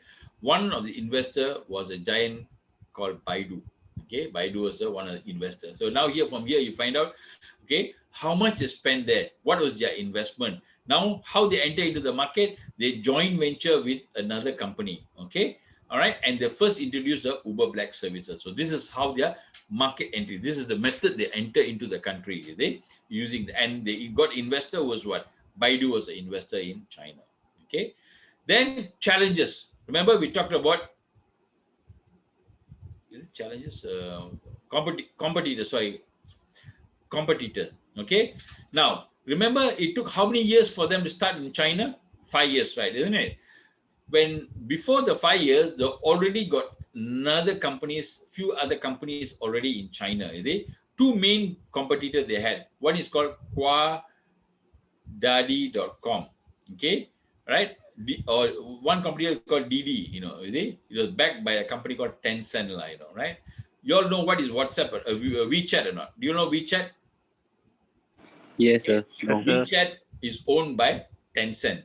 Okay, Tencent is one of the biggest, what you call, internet companies in China. So Tencent, what they did, they opened up a company called Didi, and there's another company called Kuaidi. Okay, by Alibaba. Alibaba started another company called Kuaidi, So these two giants, they are already competing each other. So they already started this company, and then Uber is coming into the China market. So imagine, do you think they will agree or not? Do you think No. they'll give Jalan or not? They won't, right? Isn't it? So they were fighting with them. Okay, so that was a huge challenge that they faced. All right. Okay, so you're right about this thing. Then the next part is, remember, we talk about the different challenges they face, right? Cultural. Okay. First was conflict in Uber's name. In China, they were called Yubu, Okay. So there was some conflict regarding that. So study what is a conflict. Okay. And the company hired local chief executive, but Kalanick maintained a hands-on role as chief executive of China. Now, one of the problem they had was all their top people was from US. Even though it's a China company, the top people were US. So what happened in China? They have a very strong nationalistic mentality. They want local people, local company. Okay, they don't want foreigner to come and and be the boss. So that was a cultural challenge. Finally, what they do, they had to go and hire local people to run the what do you call the company there in China. Then their Chinese social media erupted. They started out with the delete Uber movement. Because they want to allow the foreigner to come inside. So they did that. They had a delete Uber movement. That was a challenge, social challenge they had. And one customer had been murdered, so that was also another challenge. The government policy, okay? Government put a policy, say that everybody who want to be an Uber driver must have minimum 3 years driving experience, okay? Car requirement mileage must be below 600,000. Start banning driver who operate without a double license, must be commercially registered. Okay, so these are the government policy, and that also was a challenge, for them to get new drivers. See, in the what do you call ride hailing, the challenge is two things. One, you need to get driver. Next, you need to get rider. They need to get these two groups of people together. And then Google Map, which Uber used to locate, was blocked in China. That's another problem. Okay, all over the world they use Google Maps. But in China, Google is not operating there. They did not allow Google. So then there's no Google Map, So they have to redesign the software, So that's another challenge they had. Okay, language. Okay, a lot of times their language, all the apps written in English, but the local one written in Chinese, So that also was a challenge, right? And then opening an Uber initial account, it became one of the most major obstacle among Chinese customers due to debit card information. Chinese people felt this as a disadvantage. And then regulation. China had a different regulation, one city in another city. Now the problem in China was one city, the regulation different. Another Shanghai, different regulation. Guangzhou, different regulation. Beijing, different regulation. So this is, in some city, Uber was illegal. In some city, Uber is okay. No, it was legal. So this was a different challenge also for them again, right? Marketing strategy, okay? And when they entered the market is 2015, Uber Black implementation of the premium chauffeur service did not have great reception, okay? The cost is higher. Remember when they first entered into the market, they entered with Uber Black, which is a premium service, but all the others, the DD and all that, they were giving the normal service, So this was a challenge. So in response, Uber announced price reduction for 50%. This is what they did. This is now we're talking about action. What are the actions they did to overcome? Remember the fifth question. What are the actions they overcome the obstacle? In addition, Uber announced People's Uber in October. In 2014, what they did was they stopped the Uber Black, and they came up with the People's Edition. Okay, which is something like everybody, anybody can order a Uber. Okay, so they did this. All right, and this is what they did. They localized the apps, okay, made it more local. Remember, they talk about how the Google Maps was banned there, so they had to localize the app, okay, and they put a lot of Chinese words in the app also, right? Mobile app had colored red.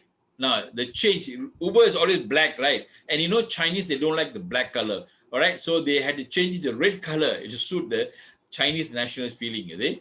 Uber conducted special events. Okay, so it offered on Chinese New Year, offered customer line dance team to perform in the office. All these they had to do because it's a totally different culture. The way they had to change the way they do they operate the business. Uber delivered the Apple iPhone 6 to people who purchased the iPhone in launch in China. So they had to do a different strategy. Okay. Now, growth of China, okay, how it grew, at the ride hailing, how it grew from one year to another year, is it? Right? And remember, I told you about the what do you call the competitor? Another problem, what happened was in February 2015, Didi, the two main player, they merged together. One was Didi, the other one is what? Kuaidi, is it? And they formed another company, which were now a big challenge to Uber. So what happened was these two people, they merged together and become even much bigger, is it? And they had 80% of the China market. Okay. So Uber was making a huge loss amounting to 1 billion. So what happened to Uber finally? What happened to Uber in China? Will be Anybody knows? collapse. Huh? Collapse, is it? Yes, No. they had to pull out of the market. Okay. So what happened was they exited the market. So Uber closed its business and they sold the business to Didi for US 7 billion. Okay. It's a huge deal after surviving a couple of years in China. Okay. Exchange for China operation, Uber will receive 20% stake in Didi and 1 billion equity investment from a Chinese firm. Okay. Actually, Uber did not lose, right? Because why? They sold, they didn't just shut down, they sold the business to Didi. So Didi bought it for 7 billion. They invested, I think, 1 or 2 billion in China, but then they sold it for 7 billion. So which is actually a profit for them in a sense. All right. So this is what happened to Uber in China. Okay. Now, last question. What is the lesson you learned? Okay. Some of the lessons here. Compete on price is not a good way in China. You cannot win in China by competing in price. Okay. Now, Uber offered a credit card based system. Okay. But most people in China don't use credit card. Understanding local market need, consumer payment preferences, Uber seem to have achieved is impossible. They are one of the few technology Western companies succeeded in China with a business model based on customer data collection. Okay, so basically these are some of the lessons that you learn. Now, one more question I asked you is, how would you have done differently? Okay, now that's where you have to answer. How would you think you would have done if you are the CEO? What do you think is the way that you would have done in China? Okay, so I want you to answer that question. Okay, how would you have done better? Anybody? How do you think you would have done? Zai, how do you think you would have done if you were the boss of? Okay, if I would like I will immediately JV with Didi. Instead of setting up a company by ourselves, might as well be JV with a China company themselves that have the market already, existing market. Very good, very good. Knowing the China market is very sensitive, to culture and this thing like that. You would have actually JV with a local partner who is doing very well, you see? That would be a strategy. See, like like Alibaba. Alibaba is one of the giant of e-commerce, right? Okay. But when they want to enter into the Malaysian market and Asian market, what they did was they never opened up their own store here, in Malaysia. What did they do? What is their strategy in Indonesia and in Malaysia? Like what Zai said, they bought over, what do you call? They buy over Lelong, right? Lelong.com, right? Lelong and Lazada. Lazada. They, first of all, when they came, they had a huge share in Lazada, But now they bought over Lazada completely, they completely bought over Lazada because they find that instead of they coming here, and into Malaysia and using the word Alibaba. In fact, it's not Alibaba, In over there is Taobao. Some of the Chinese students will know, their biggest, Alibaba is a different thing.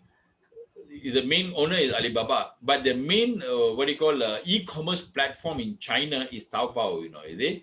So if, let's say, Taobao comes to Malaysia, we don't want to buy, because we want a local kind of a flavor, is it? So Lazada was doing very well. So they say, why don't we just buy over Lazada rather than they open up a company over here, is it? So in Indonesia, there are so many companies, which are doing well, like Tokopedia is one, is it? One is Tokopedia. The other way, one is Bukalapa, is it? Is one, is it? So what they say is, okay, why don't we invest in another company? So they bought over certain company. I think Tokopedia was bought over by Alibaba, if I'm not mistaken. Like, I must check this thing. See, this is their strategy. The entry strategy is JV, is it? Or merger or acquisition. We call it acquisition. I mean, they buy over a company, right? Okay. So give me your own idea how you want to run this particular thing. If you were had a chance, how you would have done it, like. So give an example of what you would have done. Okay, is that clear? Sir, can I ask you one question? Yes, Zai. Okay. For this this case study, do we still need to put the reference of this APA? Do you need to what? Reference, the reference of APPA reference? Okay, in this case study, you no need to put an APA reference, but you just put a reference at the bottom there. Okay. You can put an APA reference also can. APA reference means what it does is it tells you when you write something, you put what do you call this? You see, when you're talking about reference, there are two parts of a reference. Two parts. One part is called the in-text. In-text means as you're saying something, you put a small thing saying there, where is it from? And at the bottom, you write reference. Like this one. You see, look at this one. All these are references line. Okay. Now, this is not the right way to do references. Okay. I'll show you all later what is the right way, how you do a reference line. Okay. How do you reference a particular thing? Okay. Let me give you an example.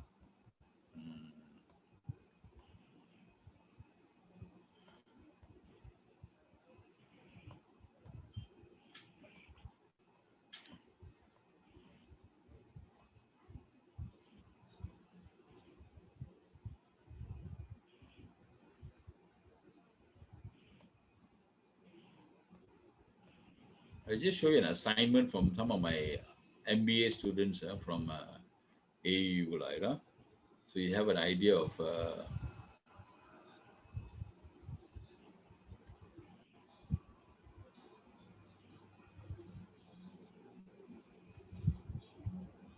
let me see who I can choose.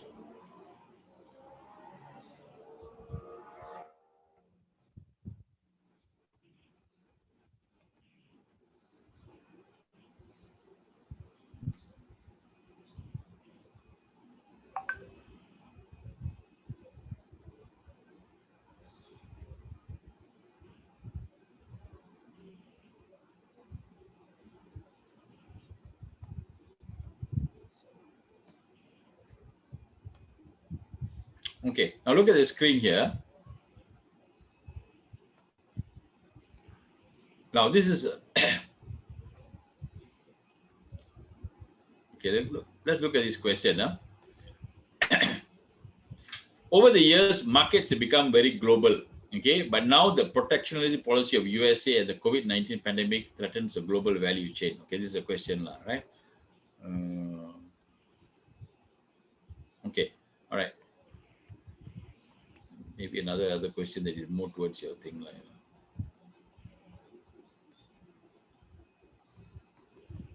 Okay, so what the question is talking about is like now globalization has become prevalent everywhere. Countries everywhere. Globalization has really affected the business all over, has helped grown. And some countries have actually benefited from it, right? But now the protection policy of USA, protection policy means trade barriers. Okay, like the trade war is actually a protection policies, right? And COVID-19 actually threatened the global value chains. Okay, so this is a question, right? Let's see how she answers this. Look at this one. You see how she answered it? Now, table of content, part A, question 1, page what? Page 2, page 3. This is how she done that, for them, they have, this, okay, this is an MQA thing where you have to strictly follow what you call the thing, the APA reference. So you have something called a Turnitin report, Okay, see how she answers the question. Now, she says markets around the world have been rapidly evolving and becoming global over the years. This is due to innovation, technology, and associated to it. Globalization has certainly changed, And then you see, she say here, leave it. Can you see here? It has also been disconnected. Now, whatever she has spoken here, all these is not her own words, It's not from her. It's from where? Who said this one? Is from this guy, Levitt. Okay, Levitt. Right. So this is called APA referencing. Okay. The way she write it, Levitt 1983 para 1, which means Levitt write an article. It could be in a journal, it could be in a magazine, it could be in a paper, or it could be online. He wrote this, and Levitt is the one who said that market has been growing because of innovation, technology, So he has said that word. So this is called referencing. Okay. So this is called an in-text. I mean, whereas you're writing within the body of your written work, you just quote this. This is a short form quoting, Now, when I see this Levitt, what I do is I will go at the bottom, See, at the end of the whole thing, you see, at the end of the whole entire this one, she's got references. You see how she's done it? She's written all this thing. Now, actually, this is a mistake. This is wrong way of doing it, you see. In APA reference, your surname will come first. You see, he put Eric Fang, Okay, this is wrong. It should be Fang E. That's how it should be, Okay, so this is a mistake she has done, See? Remember just now, what is the name of the guy there? Just now we saw. Remember, leave it, right? Leave it. Leave it is here at the back. So I will go at the bottom and I will look and see where is leave it, is it? Where is the leave it fella? That's why she should actually put leave it first, alphabetical order, So she did not do that. Yes, leave it, something leave it. Can anybody find the word? Somebody, Jonathan Hughes, K. Portal, LBMX, Melissa Tan. There, Theodore Levitt. Can you see there at the bottom here? Theodore Levitt. This is wrong. It should be Levitt 3. T. This is how you should write it. Okay. Right. Para 1. Okay. So now, how you should write is, for example, you look at this one, Melissa Tan. Melissa Tan. Okay. She, Malaysia top rubber product. She wrote this article. Okay. Now you look at this one. James Chen, November 2nd, 2020, para 12, trade war. He wrote an article about trade war in this, So James Chen. Now she is talking about it. Where is she talking about it? She's talking somewhere here about James Chen,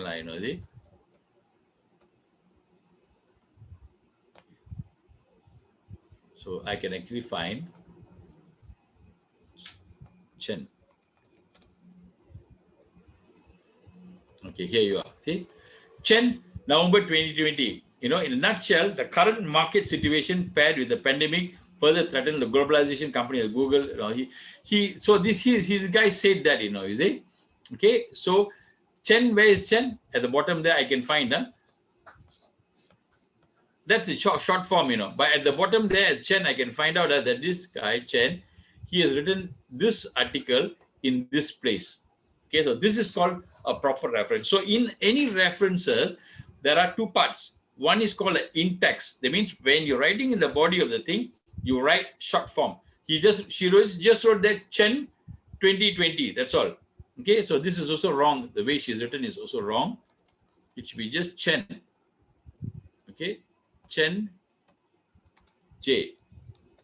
Okay, it should be Chen J 2020. All right, so I know where to look for Chen now, is it? So from Chen has written this article, on that date he wrote, and this para in the para 12, you can find whatever he says, is it? So this is how you reference, because whatever you speak, not all of it comes from your own, Most of it you are copying it from somebody else said, is it? So Levitt has said like this, Chen has said like this, and this information here, you see this word World Economic Forum 2019, is it?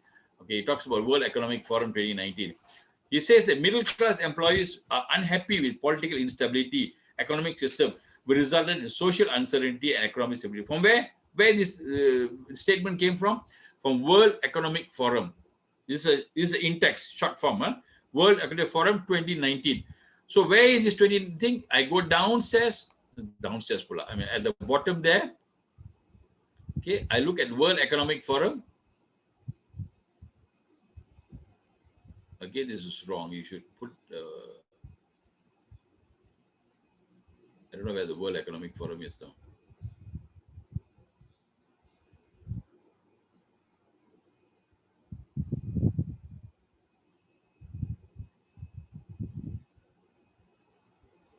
So it's not there. See, whatever she's given, is not there, you see. She's given, but at the bottom don't have, you see. So that's wrong. You shouldn't do that also. All right. So whatever you put here, should also here. But here is the full thing now. Which article is it? Where is it come from? What date? Where? All that is there. But here at the top is only a short form of the whole entire thing line. So this is how you write what do you call an article. Okay. So in an article you have two parts. One is the in-text. One is the what do you call this thing? Is that clear? Okay. If you are not very clear about this, don't worry. You go to your tag yard. I have a section in the tag yard where I explain all these things, right? But let's say, for example, you go to the tag yard. Let me see now. Let me open the tag yard and I'll show you where is it line. So you can, I hope you can access that. It's an international business only, right?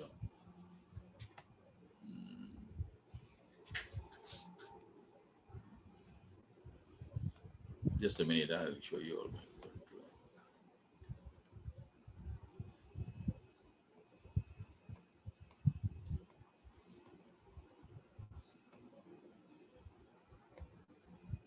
Okay, can you see the tag yet? Can all of you see the tag yet?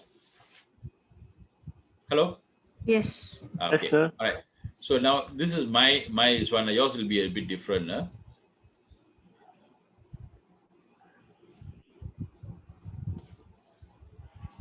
Oh, did I? Oh yeah, I cut cancel the thing off. Sorry.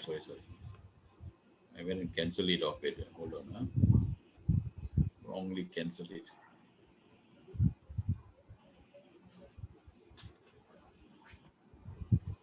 Where are you?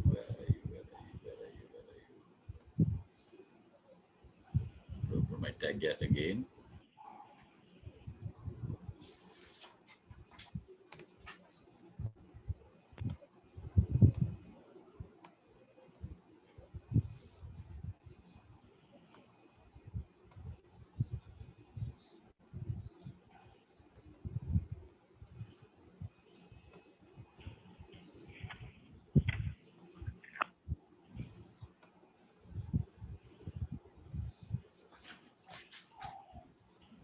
Okay, let me share screen now. Okay, can you see the tag yet now? So this is your international business, right? Isn't it? Okay. Yes, sir. All right. So all these are the courses here. If you look at the courses, you can click here. You can actually have a video of all the entire this thing line. All right. Now, as you enter inside first part is all the different what you call chapters, like chapter 1 to chapter 11. Is it? Then at the bottom there, you see writing your assignment. Okay. So in the writing your assignment, what I have done is I've given you some notes on how to write your assignment. Is it? For example, what I've done is I've given you, let's click and see what happens.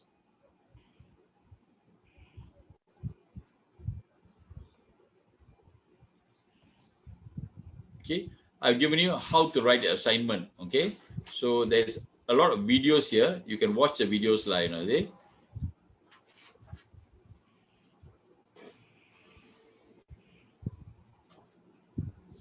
Okay, so there are videos here for you to watch, how to write the assignment in 7 easy steps. Okay, watch that video. Okay, after that, you go to text citation using the upper format, like this one.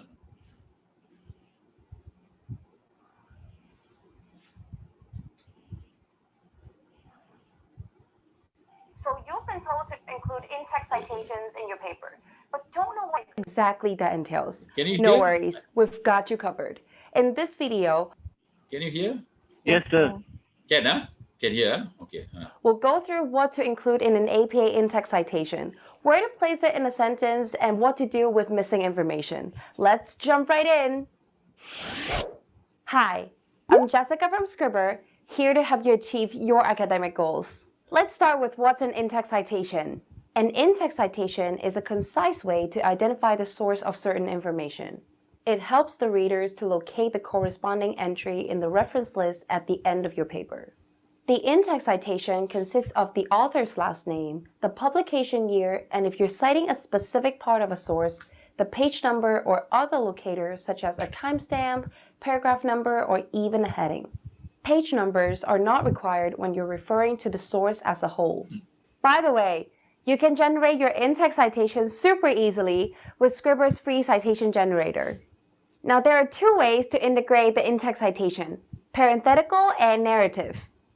For parenthetical citations, write the author name and the publication year within parentheses and place it at the end of the sentences, just before the period. For narrative citations, some information is incorporated in the running text. As you can see from these two examples, the year and page number are placed within the parentheses. It's either placed right after the author's name or at the end of the sentence. Okay, I think you can watch this on your own. Okay, you go down. This video is on in-text citations, and this one is reference page. How to do the reference at the bottom line, is it? Hey, congrats! If you're here, finish a paper, huh? This video will lay out everything you need to know about the reference page.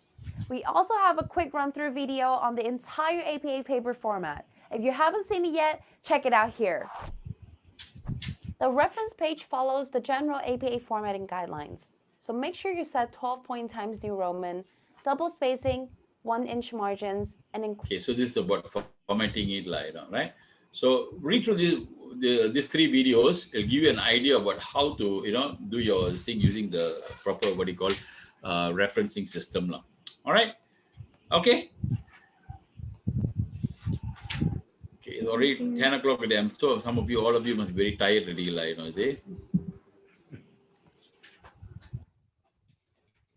me stop share. Okay, so how's your session so far? Okay, are you clear? Yeah, clear with the questions and all that? Maran? Yeah. Oh, much clearer, sir.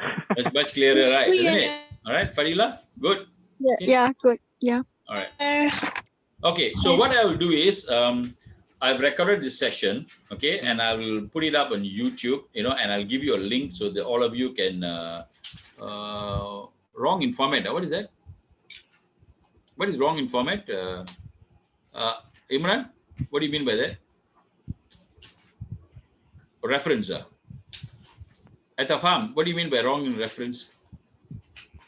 Wrong in format reference? No, you're asking if the format is for reference is wrong. Is it affected for a marks or not? Actually, for you all, I don't really, not so important, is it? But don't worry about it, okay? I just want you to practice it because it's good for you to learn this, because tomorrow maybe you want to do a higher study, maybe you want to do research, maybe you want to do some other kind of thing, or maybe, some kind of academic thing you want to, you can publish your own articles and all that. Then you need to know, the kind of references, because for executive studies, normally they will not require you to do your upper, but it's good. But most people they want you to do your upper format, so try to do it. It's okay. It doesn't matter as long as you're trying it. You learn from it, and then from there, slowly, little by little, you'll pick up from there, right? So don't worry. I'm not going to penalize you. Even if you don't write all the references properly, also, I'm not going to penalize you. All right. So I just want you to practice, doing that. Yeah, so maybe later on, you'll improve, become better in other subjects. You become more and more this thing who knows? I meet you all again in another subject some other time, and then I can see, oh, you have improved on the referencing system. Just don't copy and paste, because that's so annoying sometimes for me. I see all of you copy and paste, and don't even understand what you're writing. I can see that. Some of you use big words, and I know that it's not your word, So please don't do that, because that really, as a examiner, when I look at your thing, I see, you really don't bother to study anything, Okay, so that's quite discouraging. So even if you got spelling mistake, you write wrongly, your grammar is thorough, I don't mind. I will not penalize you for that, because what is important is I know that you're applying, you're learning. That's the most important thing for us. As lecturers, we want to see you all improving and learning on the thing. And most important, remember what I told you all, 2 important things, is, the way you think, when you study here, you have a degree at the end of you. What is important is the way you think has to change. And how do you do that? That's why I ask you questions like, what did you do? I want to see how your thinking is, right? So explain what do you call apply all these things, in your thinking so that you can become better in the way you think. All right. Okay. All right. So with that, I wish you all the best. I give you all 1 week extension to complete it. Wish you all what do you call a very happy New Year. I hope to meet you all again. Maybe Thank you, in sir. the class, right? I hope you liked the class. Was it good? Was it fun? Enjoying? Yes, Right. sir. Okay. For me, I Yes, believe that very fun. learning you Very have to good. enjoy and you have to learn something, right? So go through all the what do you call tag, because I've done a lot of work and recording all the videos for there. You can learn a lot of information there, right? It'll be useful for you all, right? So feel free. You can message me if you have any problems on how to do the assignments and all that. All right. Okay. Thank you, sir. Okay, Okay. sir. Thank you. Merry Christmas, Thank you, sir. sir. Bye. Thanks for Thank all you, your time. sir. You all must be very Thanks. tired after work day, all right. Thank Bye, you. Zai. Happy holidays. Bye Thank you, bye. sir. Thank you, Holidays to sir. you all. Sir, Merry Okay. Christmas. Thank you. Okay, All bye. right. Okay, thank you. Okay. Bye. I'll end for everybody.